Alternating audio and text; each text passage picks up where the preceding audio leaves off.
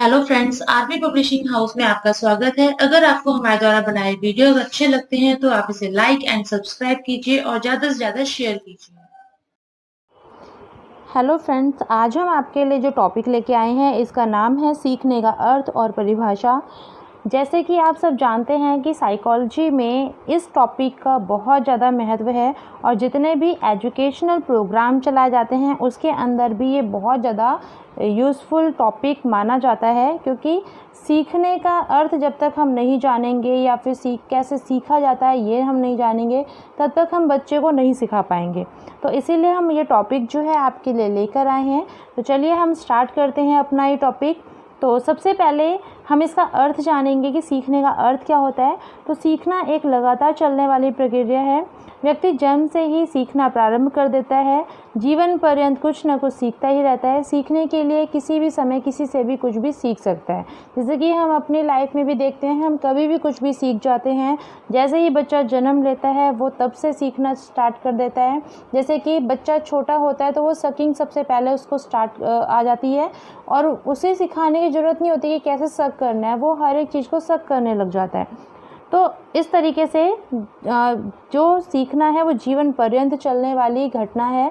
जब तक भी इस जीवन को जीते हैं तब तक हम कुछ ना कुछ सीखते रहते हैं। इसी को हम अधिगम भी कहते हैं। अब यहाँ पे है सीखने की विधियाँ। तो सीखने की कुछ विधियाँ हैं, जैसे कि सबसे पहला है करके सीखना। जब भी हम किसी भी काम को करते हैं तो हमें कुछ ना कुछ जो है नॉलेज उसकी होती है, तो करके सीखते हैं। निरीक्षण करके सीखते हैं, यानी कि जब हम किसी को ऑब्जर्व करते हैं, देखते हैं किसी को, तब भी हम सीखते हैं। परीक्षण करते हैं, यानी कि हम किसी का टेस्ट ले रहे हैं तब भी हम सीख रहे हैं। वाद विवाद से हम सीखते हैं। वाचन विधि यानी कि बोलने से सीखते हैं। अनुकरण विधि, किसी का कोई कुछ रिएक्ट कर रहा है, अगर हम उसी सेम चीज़ को अगर रिएक्ट करते हैं, अनुकरण करते हैं उसका, उससे भी हम सीखते हैं। प्रयास और त्रुटि विधि, यानी कि जब हम कुछ करते हैं हमसे वो बिगड़ जाता है तब भी हमें कुछ ना कुछ सीखने को मिलता है कि हम इसको ऐसा नहीं करेंगे, हमें इसको दूसरा तरीका अपनाना चाहिए था, तो उससे भी हम सीखते हैं। पूर्ण विधि में हम पूरी तरीके से किसी चीज़ को सीखना चाहते हैं तो हम उस चीज़ को सीखते हैं। अंत विधि, यानी कि एंड तक हम उस चीज़ को लेकर चलते हैं। जब तक वो चीज़ हमें आ नहीं जाती हम उस चीज़ को सीखने के प्रयास में लगे रहते हैं। फिर 10वां इसके अंदर है अंतराल विधि, यानी कि जो सीखना है उसके अंदर कुछ थोड़ा थोड़ा गैप होना चाहिए, तभी हम बहुत ही अच्छे तरीके से प्रभावशाली तरीके से सीख पाएंगे। फिर है सतत विधि। सतत का मतलब है कंटिन्यू चलना। तो जो सीखना है, जैसे कि आपको पता ही है कि कंटिन्यू प्रोसेस है ये सीखना, कभी भी ये ख़त्म नहीं होता, तो इसमें सतत विधि के द्वारा भी हम सीखते हैं। तो अब यहाँ पे हम देखते हैं कि सीखने की जो प्रक्रिया है उसका जो प्रोसेस है वो कैसा होता है। सीखना विस्तृत मानसिक प्रक्रिया है, इसमें निरंतरता का गुण पाया जाता है, यानी कि ये हमेशा चलता ही रहता है। विभिन्न स्टेप से गुजरकर ये प्रक्रिया जो है संपन्न होती है, यानी कि बहुत सारी स्टेप इसके अंदर होती है कि हम कैसे सीखेंगे, किस तरीके से हमें कोई चीज़ समझ आएगी। गेट्स और अन्य ने इस स्टेप की सार रूप में निम्न प्रकार से चर्चा करी है, यानी कि गेट्स एक दार्शनिक है जिन्होंने इसके बारे में बताया है। अगर हम शॉर्ट में इसको बोलें तो सीखने की जो प्रक्रिया है आकर्षण की भूमिका में बहुत महत्वपूर्ण होती है। जैसे कि आपने अपने जीवन में भी देखा होगा, ये जो आकर्षण है ये इतना ज़्यादा इम्पॉर्टेंट रोल प्ले करता है कि हम जिस भी चीज़ की तरफ अट्रैक्ट होते हैं वो चीज़ हम सीख जाते हैं, और जिस चीज़ को हम बोरिंग समझते हैं वो कभी भी नहीं सीखते। ऐसे क्लास में भी बच्चों के साथ होता है, बच्चे जिस टीचर को बहुत पसंद करते हैं उससे वो बहुत जल्दी सीखते हैं, और जिस टीचर की बातें उन्हें अच्छी लगती है उससे भी वो बहुत अच्छे तरीके से सीखेंगे, क्योंकि उनके अंदर आकर्षण होता है। और जिसको भी वो पसंद नहीं करते, जिस टीचर को वो पसंद नहीं करते, उसकी क्लास में एक नीरसता सी होती है, बच्चे वहाँ पे कम सीखते हैं और वहाँ पे एक कहीं ना कहीं बोरियत जो है उनको वहाँ पे महसूस होती है। तो सीखने में आकर्षण बहुत ज़्यादा महत्वपूर्ण है। गेट्स ने सीखने की प्रक्रिया के प्रथम चरण के रूप में जो चर्चा करी है उसमें है कि ये शक्ति का वह गतिशील स्रोत है जो व्यवहार को शक्ति प्रदान करने तथा बालक को कुछ न कुछ करने के लिए अभिप्रेरित करते हैं। यानी कि जो सीखना है इसके अंदर बालक अपने आप मोटिवेटेड होता है कि उसे कुछ करना है। प्रत्येक व्यक्ति को अपनी मूलभूत आवश्यकताओं एवं अभिप्रेरणाओं की पूर्ति के लिए प्रयत्नशील रहना पड़ता है। यानी कि जो उसके अंदर जो भी सारी आवश्यकताएं हैं, उसको जो भी चीज़ चाहिए, अगर हमें किसी चीज़ की नीड नहीं होगी तो हम उस चीज़ को नहीं करेंगे। हमें अगर कोई चीज़ की जो बहुत ज़्यादा ज़रूरत है तभी हम उस चीज़ को सीखने के लिए आगे बढ़ते हैं। तो अभिप्रेरणाएं जो है, यानी कि जो मोटिवेशन है, वो हमें समय समय पर मिलते रहना चाहिए। अगर हम स्टडी भी लगातार करना चाहते हैं तो हमें कहीं ना कहीं मोटिवेटेड होना पड़ेगा। जब तक हम मोटिवेटेड नहीं होंगे हम स्टडी भी अच्छे तरीके से नहीं कर पाएंगे। तो इस तरीके से एक जो कंटिन्यूस प्रोसेस है उसमें हमें एक मोटिवेटेड जो अभिप्रेरणा है उसकी आवश्यकता जो है होती है। जब तक हमारा ज्ञान भंडार वर्तमान व्यवहार तथा आवश्यकताओं की पूर्ति होती रहती है तो हमें किसी भी प्रकार के नवीन ज्ञान का संचय करने या कौशल अर्जित करने या व्यवहार में परिवर्तन लाने की आवश्यकता महसूस ही नहीं होती है। ऐसी आवश्यकता ही नहीं होती है कि हम कुछ सीखें। तो जब तक वो चीज़ें जो हमारी हैं फुलफिल हो रही हैं, हम कुछ सीखना नहीं चाहते हैं, जैसे ही हमें आवश्यकता लगती है कि हमें तो ये नहीं आता, तो हमें जब वो चीज़ नहीं आती है तो हम उस चीज़ को सीखने के प्रोसेस में आगे बढ़ते हैं कि आखिर ये चीज़ होगी कैसे, तभी हम उस चीज़ को सीखते हैं।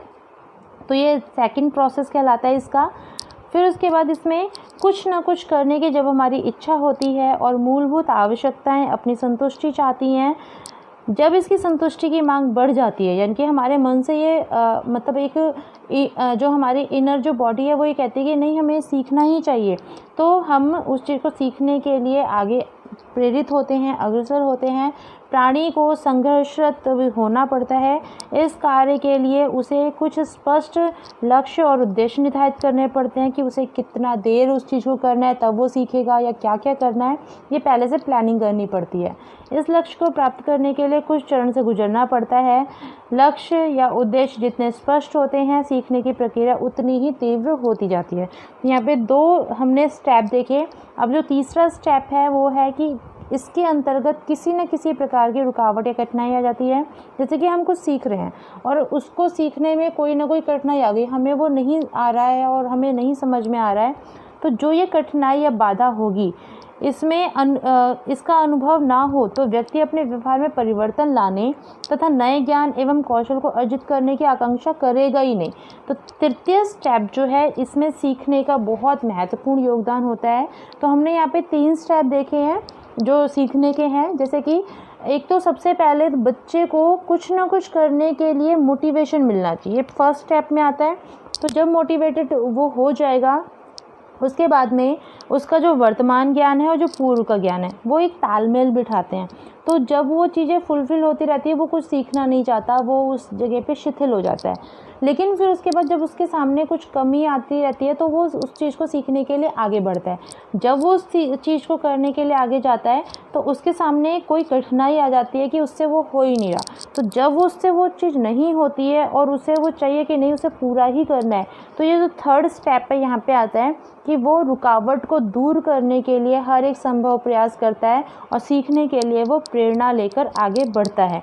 तो इस तरीके से 3 स्टेप में सीखने की जो प्रक्रिया है वो आगे चलती है। फिर उसके बाद है सीखने का सिद्धांत। जो प्रिंसिपल्स है सीखने के, उसके अंदर हम इसको 2 भागों में बांट सकते हैं। पहला है व्यवहारवादी सिद्धांत, दूसरा है सामाजिक सिद्धांत या संज्ञानात्मक सिद्धांत। तो व्यवहारवादी सिद्धांत जैसे कि आप इसके नाम से ही जान रहे हैं कि इसके अंदर जो हमारा बिहेवियर है वो इसके अंदर बहुत ज़्यादा महत्वपूर्ण योगदान करता है। अगर हम समाज से या फिर हम जो आसपास चीज़ें हैं हम उसको ज़्यादा से ज़्यादा सीखने की कोशिश करेंगे तो हम डेफिनेटली उस चीज़ को सीख लेंगे। तो यहाँ पे सीखने के सिद्धांत के अंदर व्यवहारवादी सिद्धांत भी आते हैं, क्योंकि हम सोशल पर्सन मान जाते हैं, क्योंकि मनुष्य सामाजिक प्राणी है, वो हम अपने व्यवहार से अपने समाज से सीखता रहता है। फिर सामाजिक सिद्धांत में ये आता है कि हम जो हमारे आसपास जो चीज़ें घटित होती रहती है हम उनको देखकर हम उनको व्यवहार करके उनको सीखते रहते हैं। तो सीखने के व्यवहारिक सिद्धांत को सीखने के संबंध वाले सिद्धांत भी कहते हैं। इस वर्ग के सिद्धांत वस्तुतः सीखने की प्रक्रिया को उद्दीपक या अनुक्रिया के बीच संबंध बनाने के रूप में स्पष्ट करते हैं। तो यहाँ पे बोला जा रहा है कि जो ये व्यावहारिक सिद्धांत जो होता है, सीखने की प्रक्रिया को इसके अंदर आगे बढ़ाया जाता है और सीखने का जो संबंध है उसको आगे बढ़ाया जाता है। इसके विपरीत अगर हम संज्ञानात्मक सिद्धांत की बात करें, इसमें समझ या सूझ की भूमिका पर जोर दी जाती है, यानी कि हम कुछ चीज़ें अपनी सोच समझ के करते हैं कि हमें करना चाहिए या नहीं करना चाहिए। संबंधवादी सिद्धांत के व्यवहारवादी संप्रदाय हैं, इसे प्रभावित जो व्यक्ति हैं उनके द्वारा ये प्रतिपादित किए जाते हैं, जबकि संज्ञानात्मक सिद्धांत संप्रदाय या संज्ञानात्मक से प्रभावित हुए प्रस्तुत होते हैं।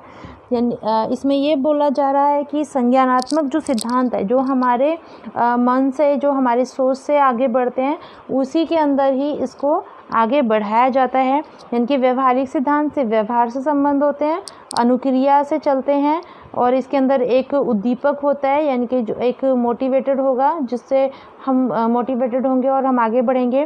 फिर उसके बाद जो संज्ञानात्मक सिद्धांत है, हम अपनी सूझबूझ दिखाते हैं और सूझबूझ दिखा के ही हम इसके अंदर आगे बढ़ते हैं। जैसे कि थॉर्नडाइक का जो सूझबूझ का जो नियम है वो इसके अंदर भी आ जाता है। फिर उसके बाद हम पढ़ेंगे अधिगम की अवधारणा। तो अधिगम जो है, शिक्षण की प्रक्रिया में अधिगम ही केंद्र बिंदु होता है। इस प्रक्रिया में और शिक्षा जगत की पूरी व्यवस्था में अधिगम तथा अधिगमकर्ता का बोलबाला रहता है। एक तरह से जो कुछ भी हम शिक्षा और शिक्षण अधिगम प्रक्रिया द्वारा चाहते हैं या करते हैं, सब अधिगमकर्ता के हित में ही होता है।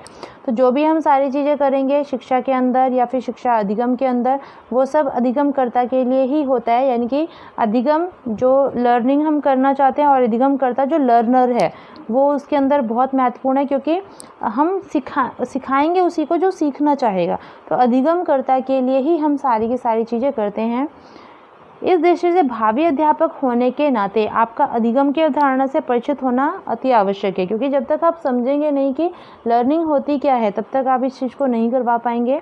तो अधिगम क्या है और इसकी अवधारणा क्या स्वरूप है, इस पर दो प्रकार से विचार किया जा सकता है। पहला है अधिगम का अर्थ और उसकी परिभाषाएं। तो अधिगम क्या होता है, उसकी परिभाषा क्या होती है और एक अधिगम की प्रक्रिया। तो सबसे पहले हम यहाँ पे अधिगम की परिभाषा देखेंगे। गार्डनर मर्फी के अनुसार सीखने या अधिगम शब्द में वातावरण संबंधी आवश्यकताओं की पूर्ति के लिए व्यवहार में होने वाले सभी प्रकार के परिवर्तन सम्मिलित हैं। यानी कि सीखना और या फिर जो लर्निंग है हमारी, सीखना और अधिगम एक ही होता है। तो इसके अंदर जो हमारे वातावरण है, इसके अंदर जो आवश्यकताएं आती हैं, उसमें जितने भी सारे हमारे व्यवहार हैं वो सारे के सारे इसके अंदर आ जाते हैं। जितने भी हमारे व्यवहार हैं हम उससे कुछ ना कुछ सीखते हैं, इसी को हम क्या कहते हैं, अधिगम कहते हैं। तो ये गार्डनर और मर्फी ने बोला है। फिर उसके बाद सेकंड हमारी परिभाषा है वुडवर्थ के अनुसार, किसी भी ऐसी क्रिया को जो कि व्यक्ति के अच्छे या बुरे किसी तरह के विकास में सहायक होती है और उसके वर्तमान व्यवहार और अनुभवों को जो वे हो सकते हैं उनसे भिन्न बताती है। तो यहाँ पे वुडवर्थ कहते हैं कि कोई भी एक ऐसी एक्टिविटी जो एक व्यक्ति के अच्छे बुरे दोनों तरीके में चलती रहती है, उसके विकास में आगे बढ़ती है। यानी कि हम अगर कुछ बुरा करेंगे तब भी हम कुछ सीखते हैं, हम कुछ अच्छा करेंगे तब भी हम उससे सीख रहे हैं। तो हमारे वर्तमान व्यवहार का जो अनुभव है उससे वो आगे बढ़कर वो चलती जाती है और उसी से ही हर एक मनुष्य जो है वो एक दूसरे से भिन्न बनता है और उससे आगे वो बढ़ता है। ठीक है। तो फिर इसके बाद यहाँ पे है गेट्स और अन्य जो हैं यहाँ पे, इनके अनुसार एक परिभाषा दी गई है। अनुभव के द्वारा व्यवहार में होने वाले परिवर्तन को सीखना कहते हैं। तो हमारा जो अनुभव है, जो भी हमने अनुभव किया है, उसमें जो हमारा व्यवहार में परिवर्तन होगा, जैसे कि हमें अगर पता चलेगा कि ये चीज़ गलत है तो हम उस चीज़ को नहीं करेंगे, तो हमारा अनुभव ही वहाँ पे हमें सिखाने का काम कर रहा है। तो जब अनुभव के द्वारा जो हमारा व्यवहार है उसमें जब हमारा परिवर्तन हो जाएगा हमारे व्यवहार में, उसी को हम सीखना कहते हैं। तो इस तरीके से सीखना हमने जैसे इस पूरे वीडियो में देखा कि एक निरंतर प्रक्रिया है जो हमेशा चलती रहती है और निरंतर समय तक चलती रहती है और हम कभी ना कभी कुछ ना कुछ सीखते रहते हैं। इसके अंदर बहुत सारे तरीके आते हैं जिनकी वजह से हम सीखते हैं और एक शिक्षक को इन चीज़ों को समझना बहुत ज़रूरी है ताकि वो अपने बच्चों को एक जो लर्निंग जो करवा रहा है वो अच्छे तरीके से करवा पाए। तो ये जो साइकोलॉजी में ये जो टॉपिक था सीखना और सिखाना, ये हमारा यहीं तक था। मैं आशा करती हूँ कि आपको ये टॉपिक जो है वो अच्छा लगा होगा। अगर आपको ये अच्छा लगता है तो आप हमारे चैनल को लाइक एंड सब्सक्राइब कीजिए और बेल आइकन को प्रेस कीजिए, ताकि आपको हमारे द्वारा बनाए हुए वीडियो इसी तरीके से मिलते रहें और आपके लिए ये यूज़फुल हो। तो अगर आपको ये अच्छा लगता है तो आप इसे लाइक कीजिए। Thank you.